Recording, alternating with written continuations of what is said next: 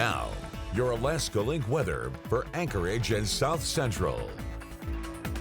Good evening. As we roll into this week, we have some pretty quiet weather setting up. But before we get to that, we have to battle the high wind threat. We're noting that the strongest of the winds here are coming overnight. We're starting to see some of those 30 to even 45-mile-per-hour gusts into Anchorage and along Eagle River. Also noting that the hillside could even see some of those 75-mile-per-hour gusts. And this could last through that morning commute. So expect there to be travel concerns, power outages, and damage if you are able to maybe secure some loose objects that you have outdoors. Please do so, as these wind threats, as mentioned, will last at least through about midday tomorrow. We are looking at the local Anchorage area falling underneath some of those wind alerts just across more of the Alaska range as well underneath some of these alerts, as we'll see that not only is it our local area seeing some of those high winds, but everyone dealing a bit blustery wind conditions from Homer all the way into the Prince William Sound, seeing some of those 30 to 40-mile-per-hour gusts, as well as bringing that into Wasilla and Palmer. So everyone's going to want to hold on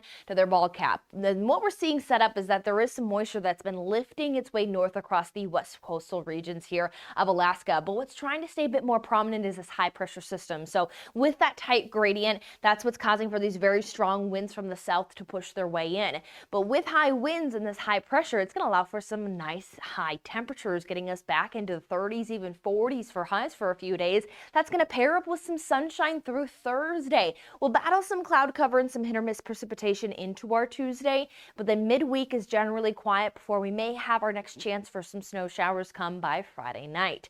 So here, as we set up into our Tuesday, it's going to be a little blustery, but again, it's that southerly wind. It's keeping our overnight temperatures into those mid-30s. There's even still some hit or miss rain showers out there, so that's going to easily be able to get us into those 40s. But as mentioned, there is still some moisture out there, as what we're seeing is that it looks like the Anchorage area should return to some sunshine, but we're going to have some of those variable winds. Once you get that northwesterly wind, that's that easing wind that should not be as blustery as those morning hours. But we're still noting that as you take a look at the satellite, around even the area, there's still definitely some cloud cover to battle. So there will be some regions that aren't going to be as sunny as others, as we're still seeing this influx of some moisture just off to our west. So that's still bringing some showers there to Homer, especially down to Kodiak Island, maybe a sprinkle or two across the Kenai Peninsula. By Wednesday, you can see that retraction of that cloud cover there, which will allow for much brighter conditions to take us into the rest of the week. And with those bright conditions, we are just shy of 9 hours of daylight.